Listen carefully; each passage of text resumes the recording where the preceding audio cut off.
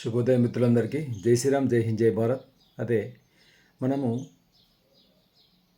మన శరీరం లోపల మన తలనే శిరస్సు చాలా విలువైనటువంటిది.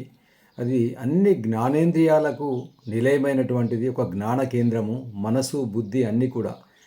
కానీ మనము ఎవరికైనా నమస్కారం చేయదలిస్తే ఓ మహనీయులకు కానివ్వండి, సాధు సంతులకు కానివ్వండి నమస్కారం చేయాల్సి వస్తే వాళ్ళ యొక్క పాదాలకు నమస్కారం చేస్తాం, పాదాలను తాకుతాము. మన చేతులతోటి కానీ మన తలతోటి కానీ ఆ సాధు సంతుల, మహనీయుల, పుణ్యపురుషుల పాదాలను తాకుతాం. ఎందుకు? అసలు ఈ పాదాలకు ఉన్నటువంటి విలువ ఏంది?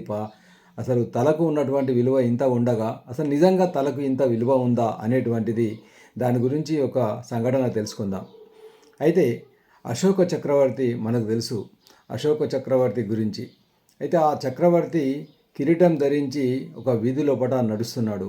నడిచేటప్పుడు నడుచుకుంటూ వెళ్తుండగా ఒక బౌద్ధ భిక్షువు కనిపించాడు. ఆ బౌద్ధ భిక్షువు కనిపించగానే వెంటనే అశోక చక్రవర్తి తన తలపైన ఉన్నటువంటి కిరీటాన్ని తీసి పక్కకు పెట్టేసి సాష్టాంగ నమస్కారం చేసి కింద పడి సాష్టాంగ నమస్కారం చేసి ఆ భిక్షువు యొక్క పాదాలను తాకి తన తలను కూడా ఆ భిక్షువు పాదాలకు ఆనించి నమస్కారం చేశాడు. అప్పుడు పక్కనే ఉన్నటువంటి మంత్రి చివుక్కుమన్నాడు, చిన్నబోయాడు, కొద్దిగా కోపం కూడా వచ్చింది. ఏంది అసలు ఈ బౌద్ధ భిక్షువు ఒక సాధారణ భిక్షువుకు ఒక అసాధారణమైనటువంటి చక్రవర్తి, సామ్రాజ్యానికి అధిపతి, ఇంతటి మహాచక్రవర్తి అశోకుడు ఈ మామూలు సాధువుకు, అది కూడా పాదాలకు నమస్కారం చేస్తున్నాడేంటి అని ఆశ్చర్యపోయాడు. ఇదేంది మహారాజా అని అడిగాడు. కానీ మహారాజు నవ్వి ఊరుకున్నాడు. తెల్లవారి సభలో సమావేశంలో మంత్రి గారిని పిలిచి చెప్పాడన్నట్టు, మంత్రి గారు మీరు 3 రకాలటువంటి తలలు తీసుకురండి. అంటే ఒకటి మేక తల తీసుకురండి, రెండోది పులి తల తీసుకురండి, మూడోది ఒక మనిషి తల కూడా తీసుకురండి అని చెప్తాడు. మంత్రి గారు వెంటనే బయటకు వెళ్ళేసి మేక తల వెంటనే దొరికింది, క్షణం లోపల దొరికింది. పులితల చాలా కష్టం మీద మొత్తం మీద వేటాడి పులితల కూడా సంపాదించాడు. ఇంకా శ్మశానానికి వెళ్ళి ఒక మనిషి యొక్క తలను కూడా తీసుకొని 3 తలలు తీసుకొని మహారాజ్ దగ్గరికి వచ్చాడు. అప్పుడు అశోక చక్రవర్తి ఏం చెప్పాడంటే ఈ 3 తలల్ని కూడా మరి ఎక్కడైనా అమ్మి రండి అని చెప్పాడు. అప్పుడు మహారాజు మంత్రి గారు మళ్ళీ వెళ్ళేసి మేక తలకాయ వెంటనే క్షణంలో అమ్ముడు పోయింది.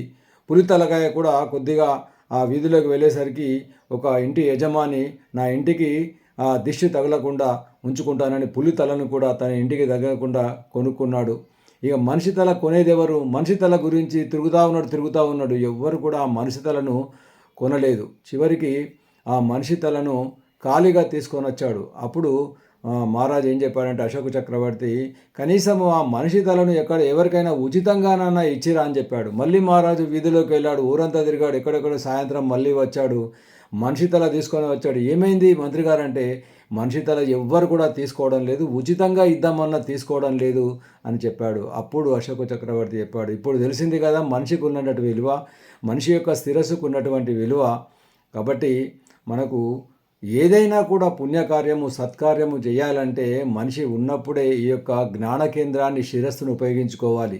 అందుకొరకనే ఆ మహనీయుల యొక్క, మంచి వ్యక్తుల యొక్క, పుణ్యార్థుల యొక్క, పురుషార్థుల యొక్క, సాధు సంతుల యొక్క పాదాలకు నమస్కారం చేసి ఈ శిరస్సును సద్వినియోగం చేసుకోవాలి. ఈ తలను పవిత్రం చేసుకోవాలి. దీనివల్ల ఏంటంటే ఒకటి సాధు సంతులకు మనకు నమస్కారం చేసేటువంటి ఫలితం వస్తుంది, ఈ శిరస్సుకు అది దక్కుతుంది. అదేవిధంగా మన శిరస్సులో ఉన్నటువంటి జ్ఞానేంద్రియాలు కన్ను, ముక్కు, చెవి, నోరు, నాలుక, మనస్సు, బుద్ధి ఇవన్నీ కూడా సద్వినియోగం అవుతాయి అని అశోక చక్రవర్తి చెప్పడం జరిగింది. కాబట్టి దీనివల్ల ఏంటంటే ఈ కథలోని అర్థం చేసుకొని మనము పవిత్రంగా ఉండడానికి మరి ఆ పాదాలకు ఎందుకు నమస్కారం చేయాలనేటువంటి అర్థాన్ని గోచరించుకొని ఆ విధంగా మన శిరస్సును, మన జ్ఞానాన్ని, జ్ఞానేంద్రియాలను సద్వినియోగం చేసుకుందాం. జై శ్రీరామ్, జై హింద్, జై భారత్. ఈ వీడియో మీకు నచ్చినట్టయితే 10 మందికి షేర్ చేయండి, ఛానల్ను సబ్స్క్రైబ్ చేయండి. ధన్యవాదాలు.